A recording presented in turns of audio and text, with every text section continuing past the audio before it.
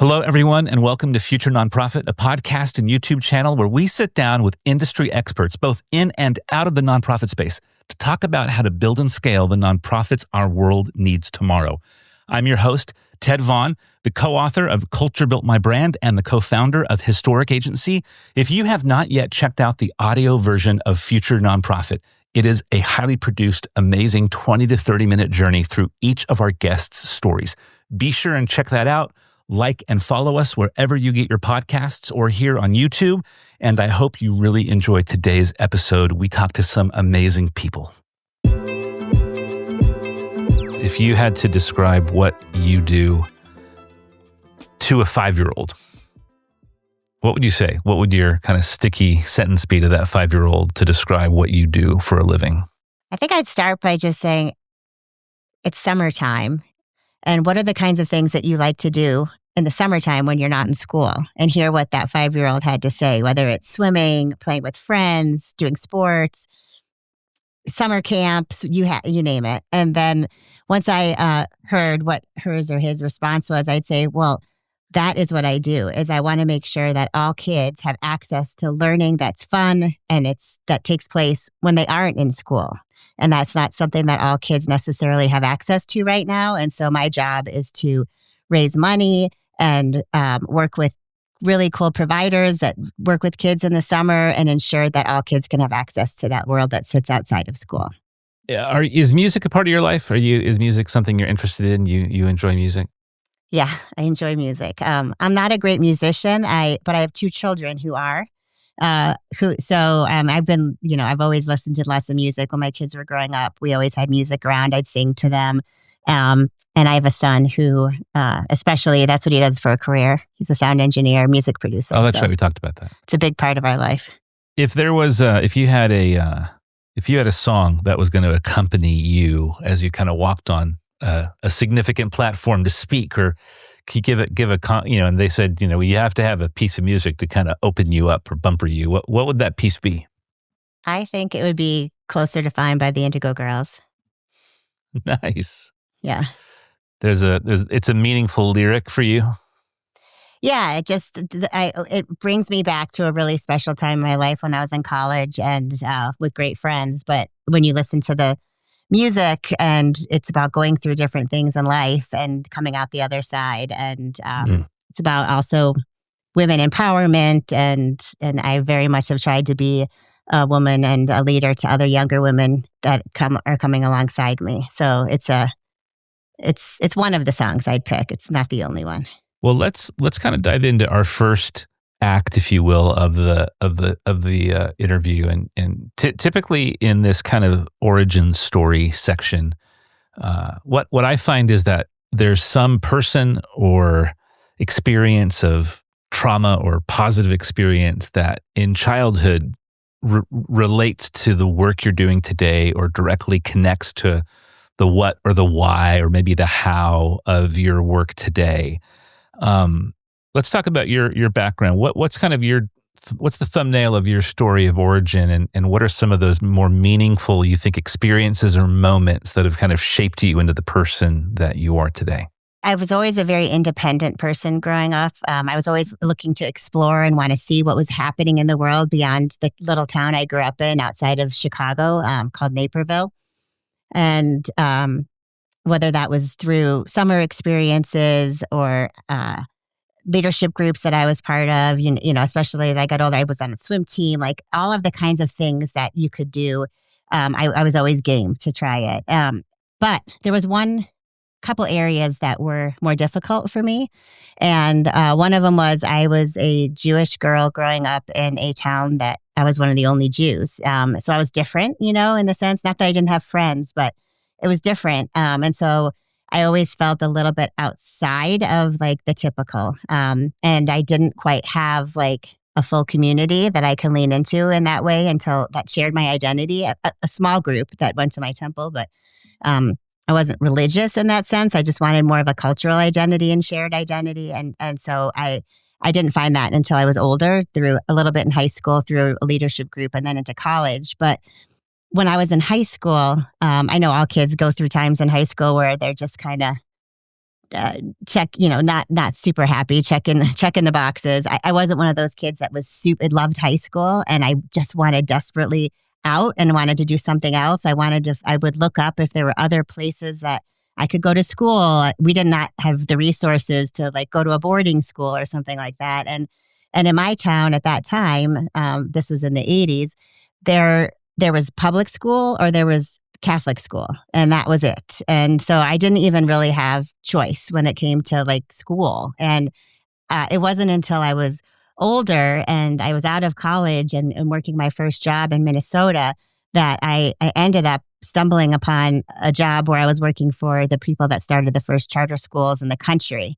And their whole notion was we don't have to kind of sit with what the system has to offer. We can actually create other things. And they were doing that and demonstrating it. And so I learned alongside them early in my career that you can innovate even within a system that seems struck. And so that's part of how and why I got to where I am today. This idea that I wanted to find and learn more, and I was kind of constrained in terms of where I could do it.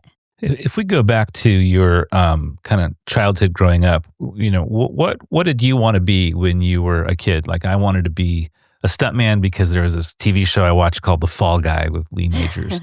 What was your kind of your earliest memory of what you wanted to aspire to be as a kid? I wanted to be in a band. I wanted to be a singer in a band. And it varied depending on what era I was in at the time, what kind of band it was, but I wanted to perform and sing and be on stage. Has that been, is that a part of your life today? Has any part of that carried through? No, I don't really have a very good voice, unfortunately. So it didn't quite pan out for me. It was aspirational and a little delusional. Yeah. That's like me being a pro basketball player. Right. Well, when you think about the people, maybe it was a parent, maybe it was, I often find in the nonprofit space, there was somebody who played a really formative role in that leader's life, whether it was a teacher or a coach or a parent, that kind of role model or that person of maybe most significant influence in the earlier formative years. Who was that for you? Who's the person that was the most influential in contributing to kind of the leader or the person you are today? I'm going to say it was the job I mentioned where I was working for the people that had started the first charter schools in the country. It was a company called Designs for Learning, and there was a nonprofit called Community Learning Centers that was connected in with it. And my boss there is a man named David, and he believed in me from the beginning. I was 22 years old. I was an office manager for them, and he helped cultivate my interest and started to give me, the opportunity to work on the programmatic side and try things, as well as to kind of expand my expertise and ability to do the operations side of things. And he always gave me autonomy, and he always gave me support, and he always gave me resources and the confidence that I could do this and that I could come and talk to him when I had questions, and it was always a comfortable back and forth. And he then encouraged me later to go to graduate school as I was moving from Minnesota to Colorado. And he said that it's a door that in education, at least at that stage, that if you didn't go to graduate school, there would be certain doors that would be closed to you later on. And so as soon as I got to Colorado, the first thing I did was apply to a master's PhD program that I ended up completing alongside giving birth to my two children. And he and I continue to be in touch. He actually moved to Colorado maybe 6 or 7 years ago, and we continue to have lunch and connect. And he was just somebody who showed me doors that could be opened, and also opened my eyes to what I was capable of inside, and gave me confidence. When you made the choice to do the higher education, was that tethered to a sense of trajectory or a vision for what you could do or wanted to be, or was it more just a gut sense that, no, I should do that because it will open doors or allow me to go further than I could otherwise?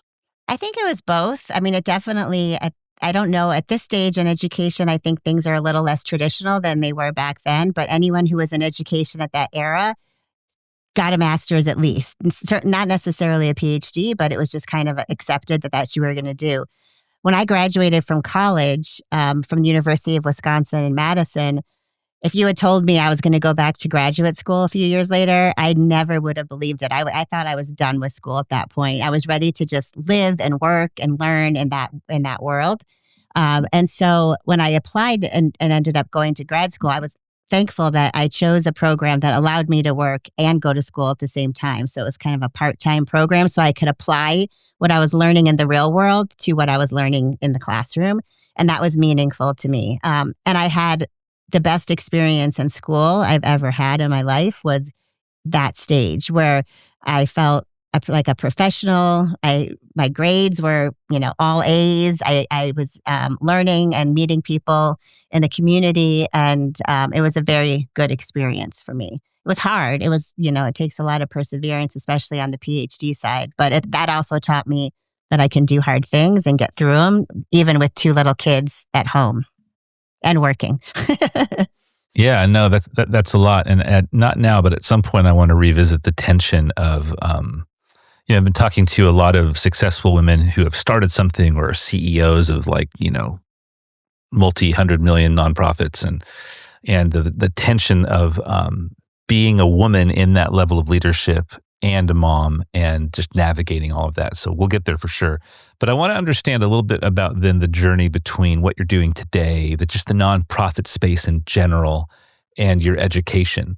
I'm assuming that at some point your career path did not have nonprofit, starter at the end. What was your career path journey? What did you ultimately think you wanted to be, and then how did you bring us to kind of the weaving that led to where you are today?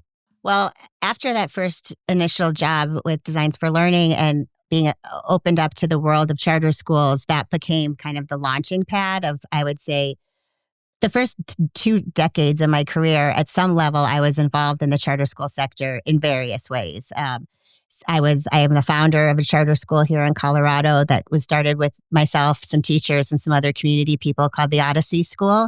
And that school was born the same year my son was born. And so they're the same age. It's just almost 27 years old. And so I knew that this idea of expanding options and opportunities for kids to have more access to choices was important. As I went down that path, I started to butt up against the constraints of the system, the policies that exist, or the constraints that districts, have in place, school districts, and started to learn that I needed to understand the policy world a little bit more clearly in order to understand how to get around those constraints or to how to innovate within that sector better. And that was a big part of my graduate school program. It was a lot of the focus of the master's and PhD was on education policy.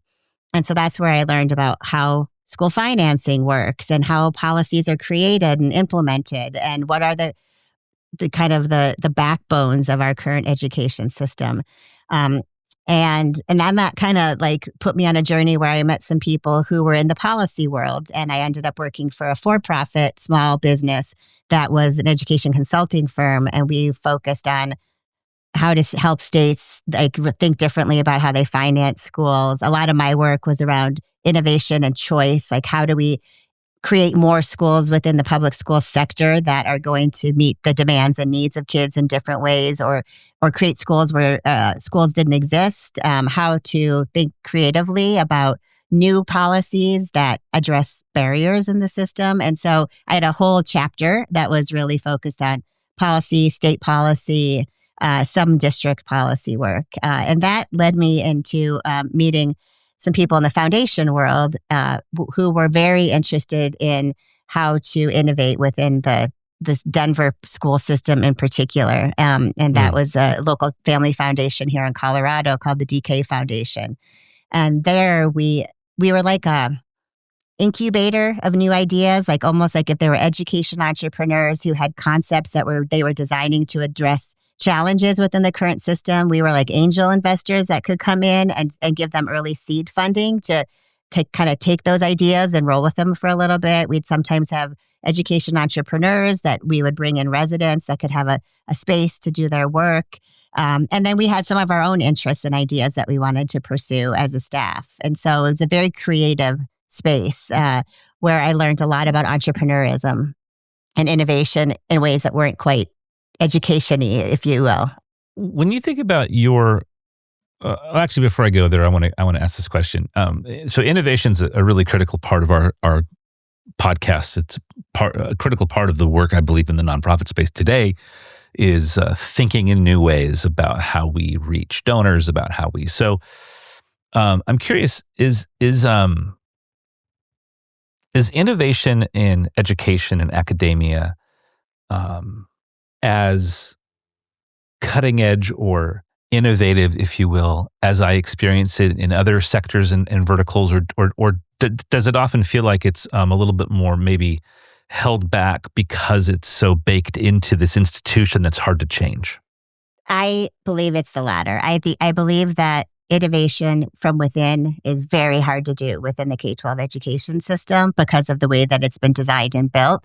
As a matter of fact, the one time I have worked inside government, it was when I went to work for the Colorado Department of Education, and my job was to be in charge of innovation and also in charge of a lot of the different areas within the department that were on the more innovative or different side of the coin. And very much you can do innovate, like small innovations from within that are trying some things at a small scale or tweaking things. Creating a vision that's innovative is something you can definitely do. And that is part of what my job was. I was part of a group that created an expanded learning opportunities vision. We had a plan for what that would look like if it was implemented well and what it would mean for kids. But when it comes down to actually implementing that vision, that's where it really things get stuck, is that our system is designed not for innovation. It's designed to bring kids through a system in ways that were created in ways in the past when we had a more industrial type nation where we were sorting people and putting them into different kinds of buckets, and then they'd come out the other end and have a job. And depending on where you hit within the system, the job you had varied and what your success was getting through it. That is not the world that we live in today. And the reason I left the department was because more and more of my time was getting eaten up with just running the system as it was. And I needed some space to do the innovation side, but there were little resources, time, or ability to do that. And so I that's a long way of saying, I think that there's a Clay Christensen who is, he's very famous, kind of professor that is past now, but he, was out of Harvard.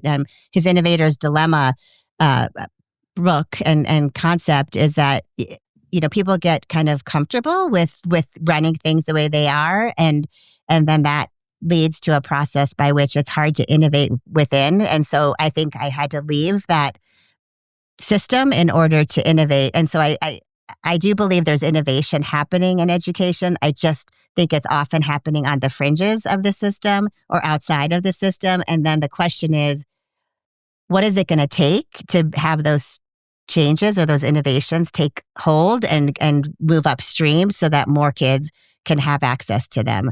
I used to think that the way to do that was to demonstrate it on the outside, and then people on the inside would get wind of it and want to try it, and then that would help it grow. I don't think that way as much anymore. And so a lot of my work at RESCHOOL has been trying a different path. I'm curious about two things. First question is motivation. Do you feel like you're motivated more by helping that individual kid or family, or is it more fixing a broken system? I know they're related. It's like a Venn diagram. They overlap. But I find sometimes in people is a passion or drive or fire more lit by one than the other. In other words, for some people, it's about advocacy to change policy to fix broken systems that are stupid. A lot of that in education and academia. For other people, it's just about reaching people who are struggling or who need a solution that works. It's more empathy, compassion for the person than like zeal to fix a broken system. Which one more drives you?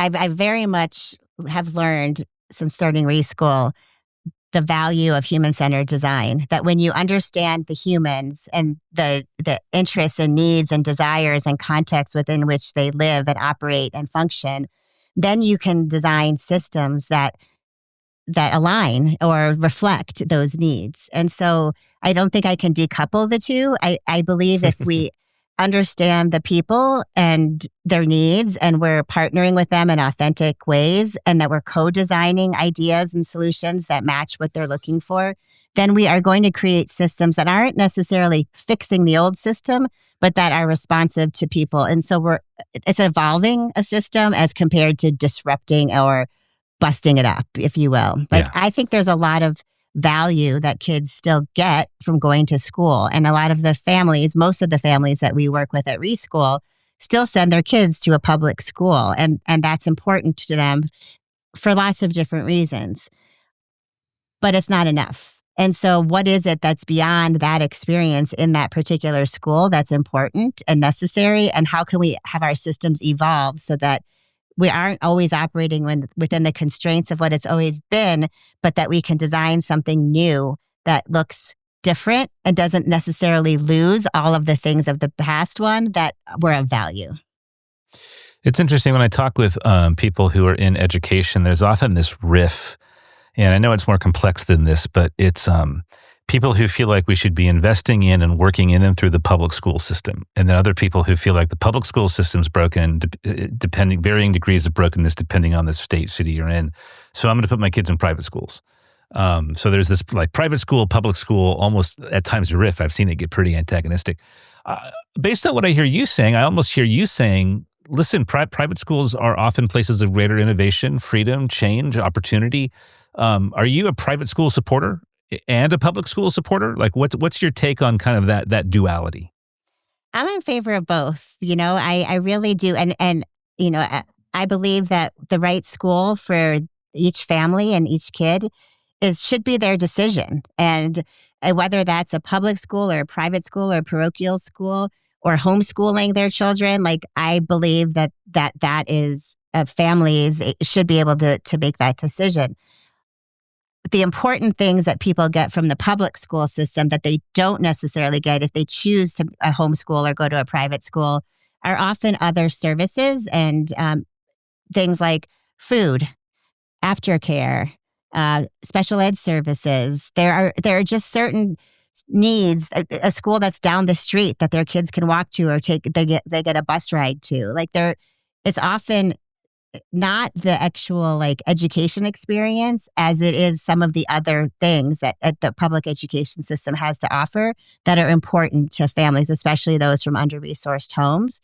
And so when we talk to families and about schools and where their kids are in school and whether they're looking for something different, if it's a transition to middle school or whatever it might be, often those are the kind of things that come up in addition to I want my kid to be able to read. I want them to be able to understand, what it takes to get into college. It's not a cut and dry thing. So I think both. And I do think there's innovative public schools and there's innovative private schools. And then there's others that aren't innovative in both sectors. So it's not as though all innovation happens in the private school sector and the public schools aren't, or vice versa. Let's shift into RESCHOOL and talk a little bit about the core vision of RESCHOOL. And also I'd love to understand the model of, funding and what the current, organizational structure and strategy is of RESCHOOL. And then we'll talk a little bit about the future, where you're heading, stuff like that. So RESCHOOL, we started literally by shadowing families in the early years. And the understanding there was there are a number of people who have not had success or haven't always had the same success as more privileged families and kind of getting through the system. And, there's been a lot of hypotheses around that and how the system can adjust in order to meet the needs of kids and parents and families in different ways. And some of those have proven out to be true and others not so much. And so the idea of shadowing families was just to understand what is the current reality for you. And so we shadowed one child in each family through their day to understand where they were going. It was childcare. It was learning. Were they with neighbors, friends? Were they with educators? Like, what was that experience like? And There were a few different big ahas that came from that early research that we did. One is that kids are only in school about 20% of their waking hours, that the majority of time that kids spend in a day is outside of school, either with their family and their community, doing different things and maybe involved in sports and other activities. And then 20% of their time, they're probably in more of a formal school type setting. But that 80% of the day and the kinds of activities and resources that exist aren't always equally distributed or accessible for all kids. They could be expensive. It's hard to understand what the options are. Getting to them can be a challenge if your family's working. And so it became kind of an obsession of mine and of RESCHOOL's at the core is to make our education system one that is expansive, that isn't just about the 20% of time kids are in school, but 100% of the time that they're awake and engaged and wanting to and be involved in the community. And so most of our work has focused on things like learning dollars, where if families don't have access to the same resources, they want their kids to be involved in summer programming or after school programming. We raise funding. We call it learning dollars. We give that funding directly to parents and kids, and they are then able to use that funding for learning pursuits and resources of their choosing. We have found ways to try to bring that to a system level that I can certainly explain later. But the idea of providing resources so people can access something they would not otherwise have access to has been a really important component of our work and something that the demand always exceeds the supply. A second aspect of it is education can be complicated. Your kids can be complicated. You could have one kid that is one way and another kid that is a completely different way. And what one needs and what the other needs is very different, perhaps, or similar. But as a parent, you sometimes need somebody who you can turn to if you have questions about maybe your child's been diagnosed with ADHD. Maybe they need some extra help with reading. Maybe they have a strong interest in STEM and like engineering and technology, and you don't know where to turn to be able to find resources for them. Or maybe you're a working parent and you need to have your kid involved in something over the summer, and while you're at work and you're trying to figure out the best choices that meet your needs. So we have learner advocates that we have either employed ourselves or that we have invested in the community who support parents as navigators, essentially, to access opportunities to navigate the system. And then the last thing we've done is just find different ways to provide information that is accessible to a variety of families. So on our website, on RESCHOOL's website, we have a tool called Discover Learning, where as a parent, you can enter information about where you live, what your kid's interested in, how old they are, and it will pull up learning providers that match kind of your needs. And then that gives you a more curated ability to start some research on your own.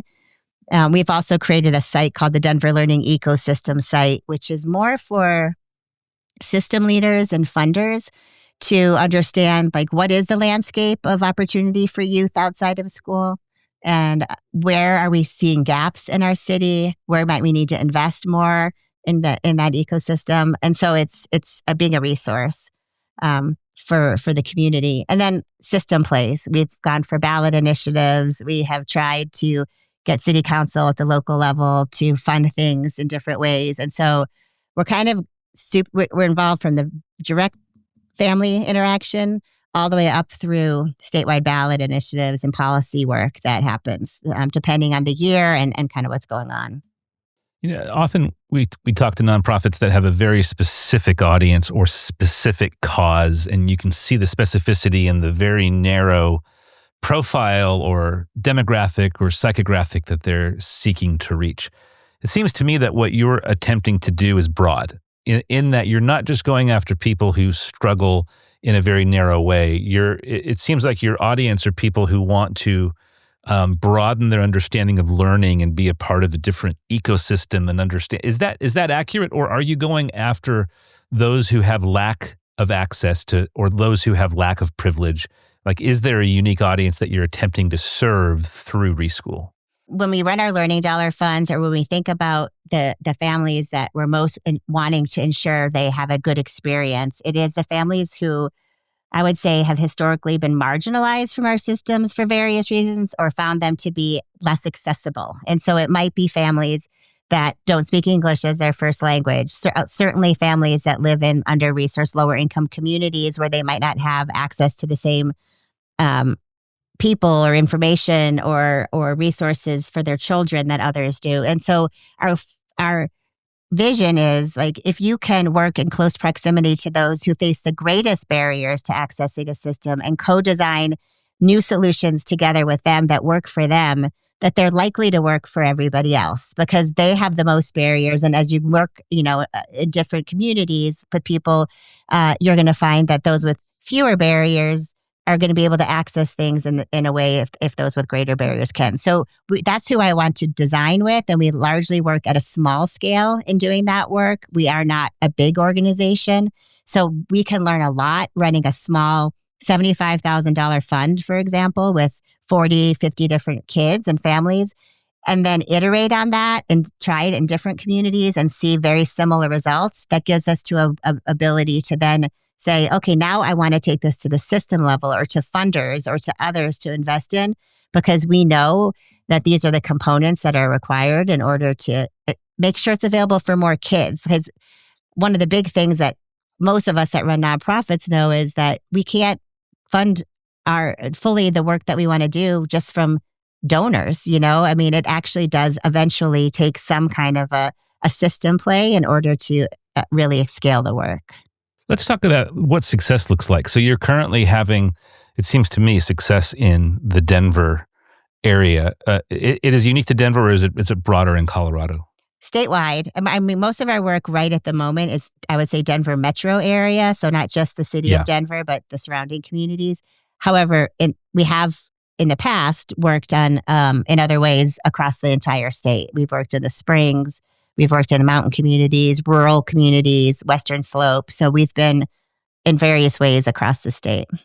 Does success ultimately or long-term look like duplication of this in other states or metro areas where there's, greater lack of access to resource?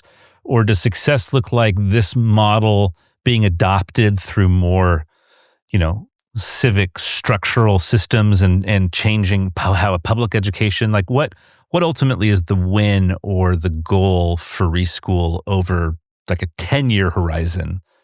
First off, success here in our state, because we've been I feel like so much of this work is local in terms of like really building what works for the people that live in your state. Not that we're terribly different from the people who live in other states, but there are unique contexts by which you need to kind of design for the place you live. So that's the first thing is I want an education system where all kids have access to learning that happens everywhere. And we've figured out a way to equitably resource that. That said, I'm also constantly wanting to share what we've learned, resources that we've created, being able to be here as a coach or a partner to others in other states and other communities outside of Colorado who similarly have a vision for that for their community or for their state. And so they don't have to start from ground zero. So we have like an online training module that we made available this past year, where if you want to run a learning dollar fund, you want to give cash out to families in different ways, then we've learned a lot doing that over the years about what works and what doesn't work. And if you want to watch our video and learn about what we've learned and how we've set up our systems and designed those funds to be equitable and accessible, then they could start from that point and not have to try, it from the beginning like we did. And so that's how I see the work scaling is more through, here, take what we've learned and we've tried and these resources we've created. If you need help, we can let us know. We can try to provide some technical assistance and then try some things where you live and then let's talk. And so we're actually talking to a local partner right now about finding places around the country where there is a intermediary along the lines of what we do at RESCHOOL who is trying to build a more expansive learning ecosystem in their community. And might we be able to have a learning community where we bring those people together occasionally to share what we've tried and kind of try to resource each other and build these things alongside each other in a national way. If you could wave a magic wand and have the public school system in your area, in your region, change, what would change look like that either completely eliminates or significantly mitigates the need for a reschool? Or do you not ever see that happening? Well, I don't know if it's going to happen, to be honest. But what I would love to see is a system that focuses more on the learners in the system as compared to the adults in the system. And that's what I see as the biggest challenge.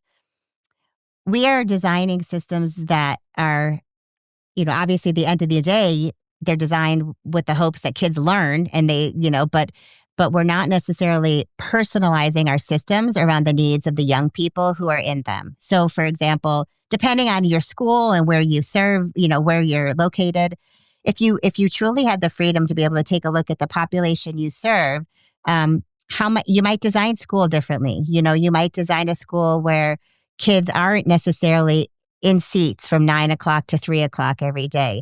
It might be that you are more of a hybrid model where kids are in and out of school. You're leaning in on providers that exist in the broader ecosystem, so schools don't have to do it all, that there's like a broader network of people who are serving those youth. But if you're in a very rural community, that might not look the same as if you're in a place like Denver. And so, I do believe that there's a way that we could design our schools in a human-centered design way, much more so than we do now. Now, I realize too that there needs to be some things, if you're running a system, that need to be like for economies of scale, like kind of across the system. And so how do you have some more flexibilities in your systems while also understanding that you need to have some things kind of at a central level in order to operate efficiently? I just don't hear people having those conversations in the same way. I also believe that a system that is based on mastery or competency, which a lot of people are working on right now in our K-12 system, where instead of just you've finished third grade, now you go on to fourth grade, and hopefully you know these things, and we're going to give you a test at the end of the year to see whether you learn those things. It's broken down into much smaller modules. So as kids are making their way through the system, they are they're mastering different concepts along the way. And if they don't master a concept, then they have time to figure out how to get to the next level and space and flexibility to do that. That is not how our systems are currently designed. There are definitely schools that are designed that way, but they're the minority, not the majority. And so I think that there are just a lot of innovations, but it's change management that's the hard part. It's not even the policies necessarily sometimes. It's actually the change management within the school or within the district, or you have it. Yeah, I think that's the takeaway I'm getting. I think often the barrier to empathy for those we serve, leading us to then change how we serve them to be more effective, is we build something, we build it to scale, and then changing that thing we've built to scale is really hard. Yeah. Like our schools are still designed like one teacher for every so many students, and that, and then they go to the next teacher for every so many students. And then there's a salary schedule that's attached to how those teachers get paid. And it gets funky if you want to try to have a different model where maybe teachers are meeting kids' needs and they're serving larger number of kids, but fewer days. And as soon as you start like messing around with that model, the adults in the system kind of start to freak out. Let's talk a little bit about scale. I mean, obviously you want RESCHOOL to grow and you want this concept to get traction and you want to see increased donation. But at the same time, the model almost feels like it's designed to be small, to be intimate, to be scrappy. What's the tension between growth and scale and growing influence and being pure to the model and to the empathy for the end user, human-centered design, co-collaboration in the education? Like that all seems difficult to scale. Do you wrestle with that? Yeah, I worry that if, RESCHOOL is small, like right now, at this point in time, we only have 2 people on full-time on our team, and then we work with different contractors and a lot of different partners. That hasn't always been the case, but the largest we've ever been is probably 6 or 7 people.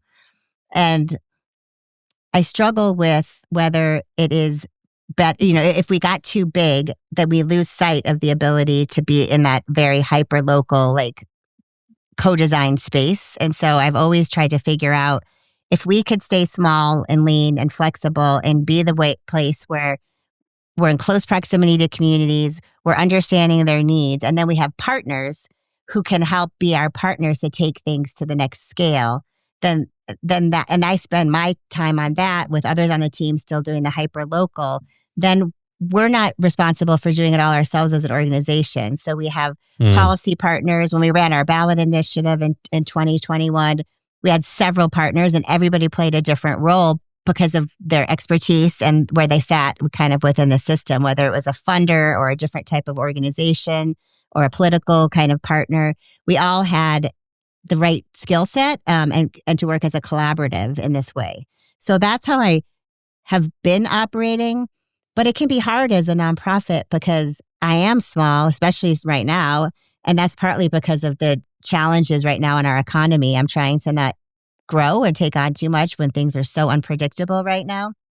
But I don't have, as a leader and my little team, we don't have the capacity that we need in order to really get after the work we want to get after right now. And so my dilemma that I'm going to talk to with my board next week is, does it make sense to spend some money right now to add some capacity with the hope that it brings more down the road? Or maybe leverage, because what I hear you saying is you want to lead a movement of like-minded thinking and people that do something similar more than you want a RESCHOOL franchise, right? That has owners agreements and, like licensing. And I almost wonder if in some ways the RESCHOOL brand and idea could become a thought leader content tool, platform, voice, megaphone, as much as a local example of it working, right? Yeah. So that's the way you grow and awareness and distribution, and I don't know, something to think about. But yeah, I agree. And my only little sticking point, I mean, I love that, and that's very similar to how I've been thinking. And I want to be able to say, but look what we did, look what we were able to accomplish. And I haven't quite gotten to the big thing yet, but we're getting there. Okay, so let's talk a little bit about your role and the funding model. What are some of the greatest opportunities or challenges that you feel like are the most relevant and immediate? The things that you're thinking about the most in terms of just growth. Is your head in the fundraising space? Is your head in hiring? Is your head in scale? What are the challenges that you're most wrestling with today? Growth and fundraising is probably what I'm wrestling with most today. And I feel like I fall into the same trap a lot of nonprofit leaders do, is when we think about the ways that we can fundraise, there's the ways that nonprofits have always fundraised. You can do individual donors. You can get money from foundations. You can try to go after corporate, which is hard. None of those, I mean, we're mostly funded through foundations at this stage. We have had some earned revenue. We've played around with earned revenue too. I feel like we need something different. There needs to be a different creative way for organizations like mine that is very entrepreneurial focused, very much about bringing to scale a new idea or new set of ideas that funders are often reluctant to fund because they're not very risk tolerant.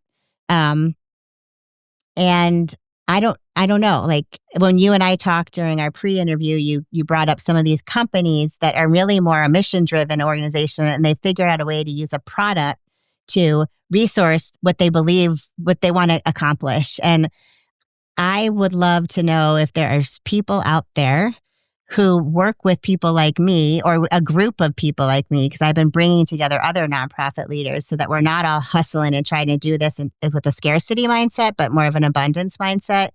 What if we could collectively come up with a different approach than the same old corporate individual donor foundation model? Government is obviously something none of us are touching right now because it's we don't know what's going on there. So I've been thinking a lot about that. And I don't know the answer.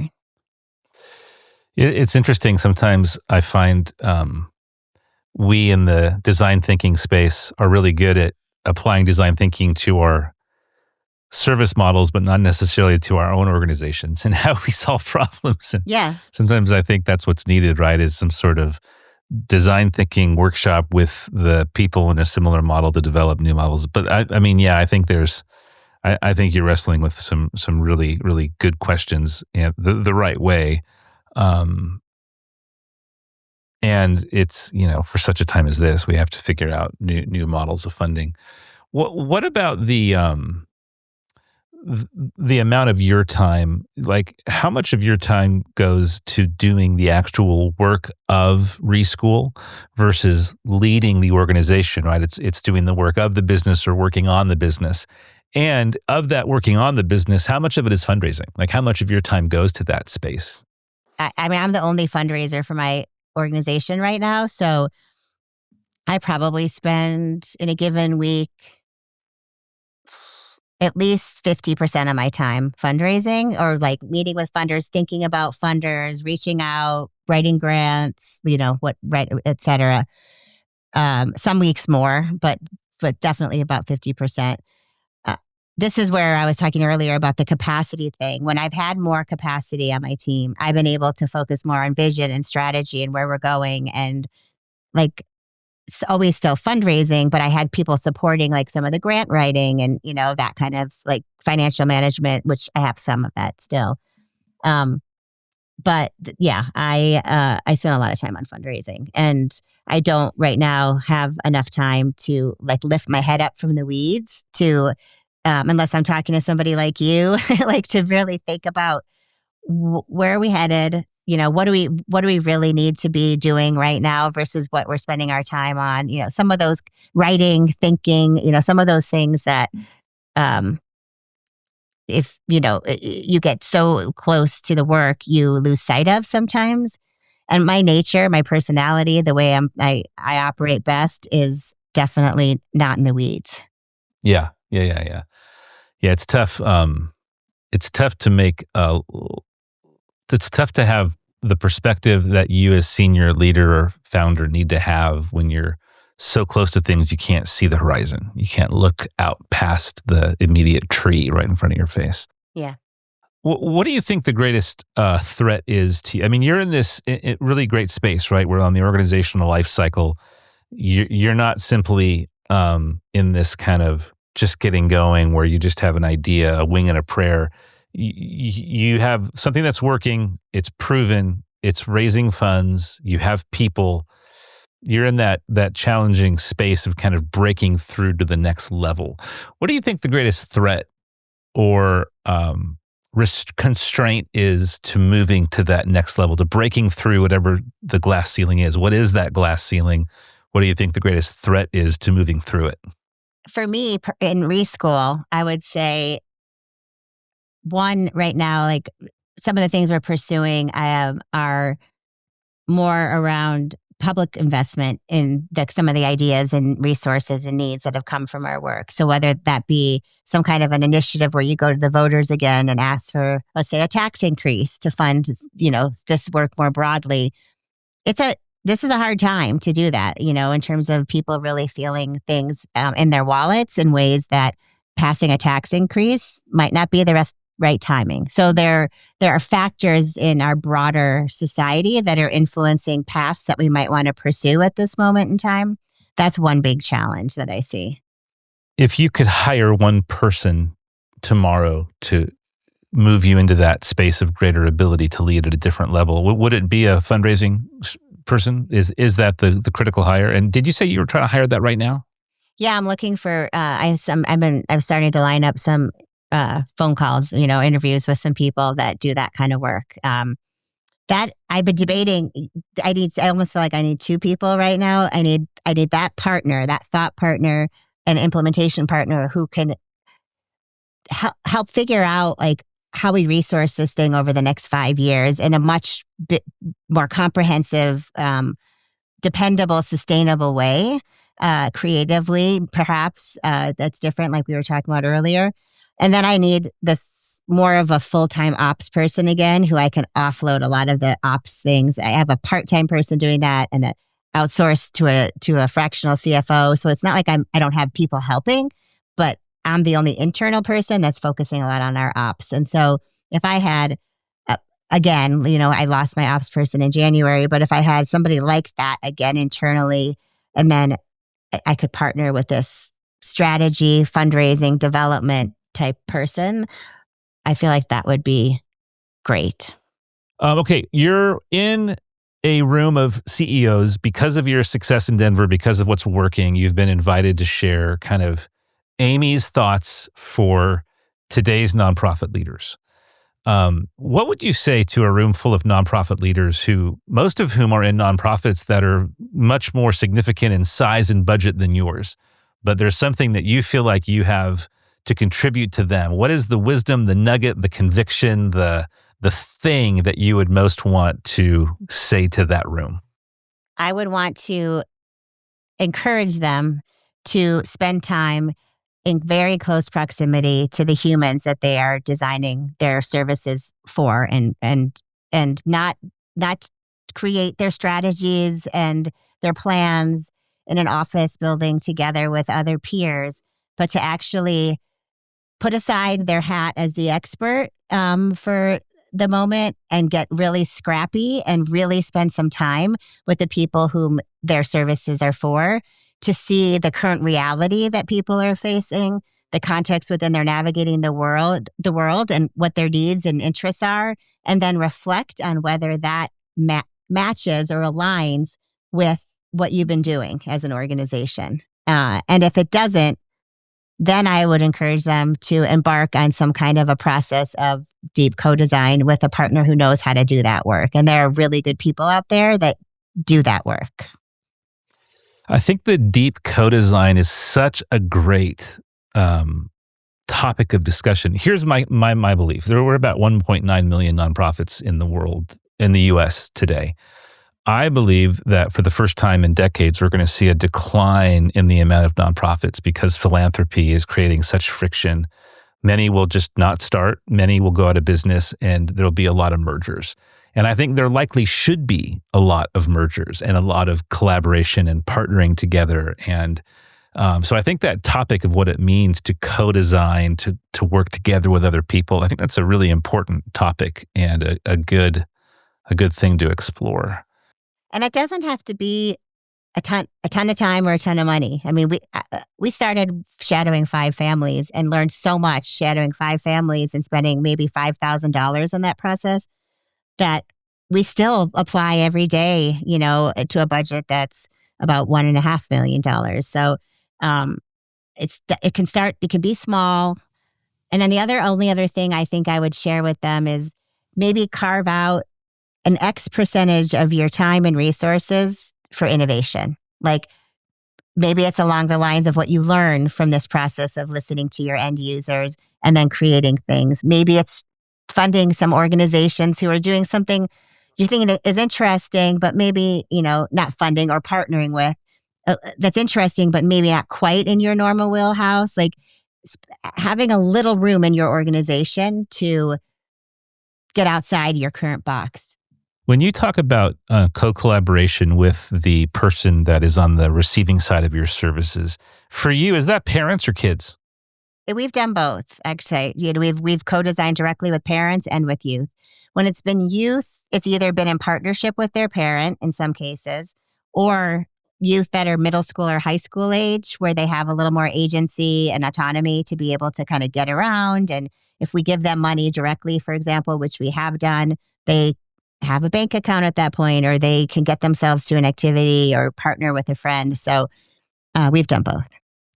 It is interesting. Your brand is set up to be so infinitely scalable. I mean, just the way Colorado sits in the identity. I mean, it was that by design? Was it set up to be able to go across different states and cities and regions? No, not in the beginning. It was definitely in the very beginning. Our goal was actually to create a parallel education system. It was that we were definitely coming in with the mindset that the system is not broken, but it can't be radically redesigned. It's inflexible. Yeah. Yeah. And so what if we created a new one that operated differently? And very early in the process, what we learned was that the families we were working with were not ready to say, I'm going to walk away from that other system to come into a new system. There's things about that system that I value or I need. And so that's where it became a shift in, okay, well, how about a more expansive ecosystem then, instead of one that is an either or? So you wanted to create a parallel universe to the education system of the day, and you found people reluctant to jump. So now it's become more of a complementary partner with it. Yeah, like that's where like that 20%, 80% like language kind of surface is that when kids walk out that door at the end of the school year or after school, what sits outside, where are they walking to at that stage, and what's available to them or not available to them, because that is where kids develop critical social connections that can help them later in life. It's where they learn and try new things that they might decide to pursue as an adult later on. They learn about leadership and coaching and bring a teammate and all of those things, developing a talent, that they nurture, into adulthood. So most of that these days happens outside of school. So many programs, especially those that are in lower income communities, have stripped a lot of that kind of extracurriculars from school. And so it's not just a nice to have, it's a need to have for kids. If RESCHOOL, God forbid, fails, doesn't work, if RESCHOOL isn't in existence in 2 years, what's at stake? What's the consequence? What's ultimately going the negative consequence of RESCHOOL not working? We're one of the few organizations in the country that is so committed to this out of school space. I mean, there are after school like organizations that focus exclusively on after school, and they're great partners of ours. We're so committed to what families and kids need in order to have a more holistic education experience. And we understand both the in-school side of things and the out-of-school side of things, and see the way that the two can marry together and work in fluidity and have visions of how it could be resourced. And if we go away, not that there's not others out there that might be able to play around in that space, but they're not thinking, I think, as systemically as we are. And I believe that most of the conversations will continue then to live in a bucket of in school, out of school, but separate. And what we're trying to do is say it's not separate, it's actually a blend. For more stories from experts in the industry and to learn how to take your nonprofit into the future, like this video, subscribe to our channel and podcast, and visit makehistoric.com/insights. Thank you so much for listening. I'm Ted Vaughn, and this is Future Nonprofit.